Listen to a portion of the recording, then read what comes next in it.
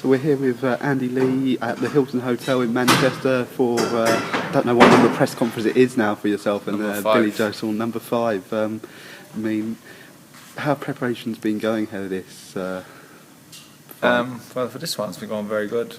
Obviously, it's been on twice, postponed twice, so there were delays and had to take time off. But now it's full steam ahead, and not sure what's left of the fight.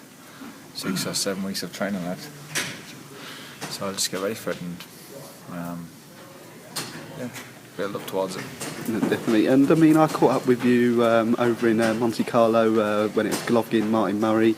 Have you been training out there, or have you been training over here Back for this in fight? Surrey now, yeah, since the summer. And for this one, we're training in Surrey, and it's a nice time in Monaco. It's a nice time to be back, and you can train anywhere. It's always the same ritual, you know. No, definitely.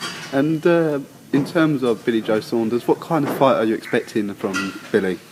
Hard to fight. I think he'll be very tenacious, and he'll be there all the way. I'm gonna have to be you know what I mean.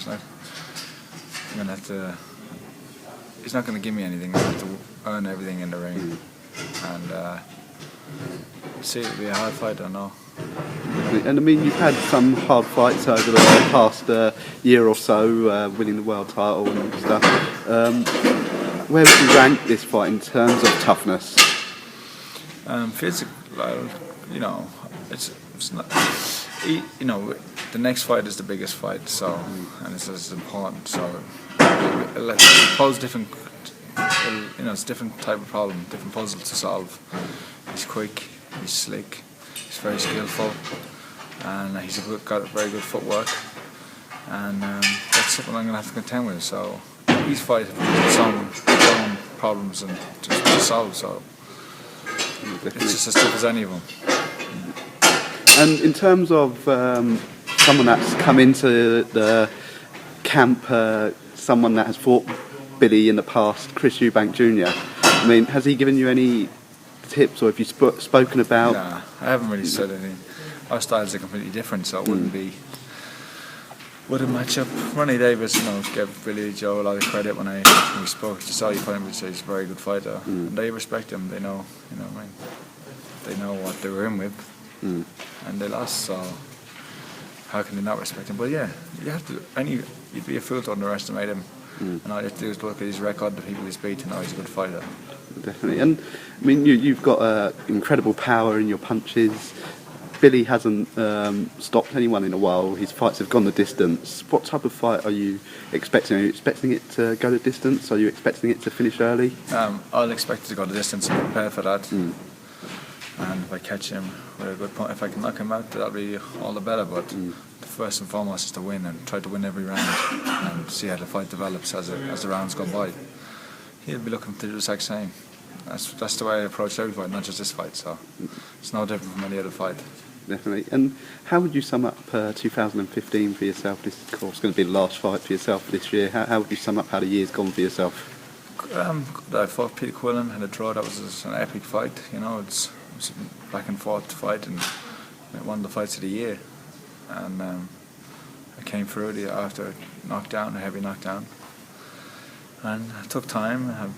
For one reason, this fight could happen in September, could happen in June, but it could happen in September, could happen in October. Now it's happening in December. And for whatever reason, those delays happened. You know, after a hard fight with Quillen, it kind of works out well because my body's had time to recover. I'm fresh again, and I'm hungry to get into the training. So I'm not going in there, you know, carrying any injuries or carrying any tiredness from the last training camp. So yeah, it's been a good year. I've defended my title, and I'm going to defend it again, and establish myself as the WBO middleweight champion, a great champion. No, definitely. And you're expecting lots of fans to travel over from Ireland for the fight? Yeah, got quite a few messages. A lot of people have booked their flights and tickets, and it'll be good. Irish people are the best fans for any sport, and they like to travel, they like to have a good time, so they'll bring their own atmosphere, and it'll be a good crack, yeah. And in terms of next year, I mean, one person's name has been mentioned a lot, like I mentioned earlier. I caught up with you in Monte Carlo for the Golovkin-Martin Murray fight. Chris Eubank Jr., your stablemate, he's said that's a fight he would like against Golovkin. I think both you and Billy on Friday said you'd like to fight Golovkin. I mean, is that a fight that you're aiming to have next year? Yeah, for me, if all goes well in December, then I'll hopefully fight Golovkin next year at some stage. But everything's set on Billy Joe Saunders. Everything's focused on him right now, and you can't look past him. So there are all these big fights out there with the winner of Cotto and Canelo, the winner of Jacobs and Quillen. But unless I do the business in December, it doesn't make a difference. So focus on the fight, get ready, win, and then look to the future. No, definitely. And I think it was mentioned at the Chris Eubank Jr. press conference, or after the fight on Saturday, that his fight against Spike O'Sullivan, that's going to determine who's going to be number one contender for the Peter Quillen fight. I mean, is there a likelihood that we could see you come up against Chris Eubank Jr. at some point, being stable mates, or do you think that's out of the question? Well, I don't. For me personally, I don't see it happening. Obviously, in the realm of possibilities, anything could happen. But I know my trajectory, how many fights I want to have, who I want to fight, and I'm looking upwards, you know. So we'll see. Him and Spike Sullivan's an intriguing fight, a good fight, and a good test for both guys to see who's the better man. So we'll see. We'll see what happens. Definitely. And I mean, Golovkin, you've seen him up close and personal. What do you think the chinks are in his armour that makes you think you could step in there and beat Triple G? Not that he has any chinks in his armour, just that he does allow. He's not hard to find. He's capable of being hit because he's trying to unload himself, and that leaves him open. And I just want to see him fight someone who's tough, as tough as he can give it, who can stand up to him. You know, these guys get anxious when they fight him, and in a lot of ways they're afraid before they get in there. They're beaten before they get in there. I know that wouldn't be the case with me. We'll just see. It's all theoretical.